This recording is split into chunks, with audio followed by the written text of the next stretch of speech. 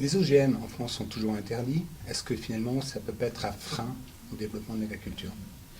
Nous, il nous semble que le fait que les OGM soient toujours interdits en France, et on souhaite qu'ils le restent, c'est plutôt un atout pour l'agriculture française pour monter dans des créneaux qualité qui correspondent aux attentes des consommateurs et de dire, voilà, l'excellence française, c'est une excellence sans OGM.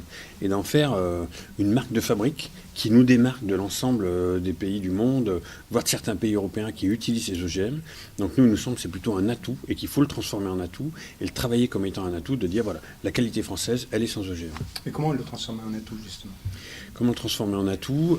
On voit bien aujourd'hui que l'ensemble des agricultures de qualité, l'agriculture biologique, l'agriculture d'AOP, AOC, si on prend en production laitière le comté, c'est toutes des agricultures qui interdisent les OGM.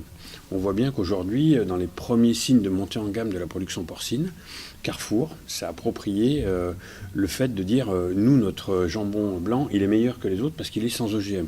Donc on voit bien que si on ne fait rien, les gens le font d'eux-mêmes. Donc il faudrait que l'État, le gouvernement français, prenne des positions politiques pour accompagner les gens vers le sans OGM et disent voilà, l'agriculture de qualité, l'agriculture moderne, l'agriculture de demain, c'est l'agriculture sans OGM. Un des intervenants à la tribune expliquait que certaines semences sont classées OGM et que, ça, au contraire, ça peut être un frein pour demain. Oui, c'est des visions complètement différentes. Nous, il nous semble qu'il y a un monde où il y a les multinationales qui veulent tout gouverner, c'est-à-dire privatiser la semence. Une semence OGM, on ne peut pas la ressemer. Et d'autres où, nous, la Confédération paysanne notamment, où on est dans un monde où on estime que c'est plutôt les valeurs de partage et les valeurs d'autonomie des paysans et des paysannes qui doivent être mis en avant. Il nous semble qu'utiliser les OGM, c'est perdre en autonomie.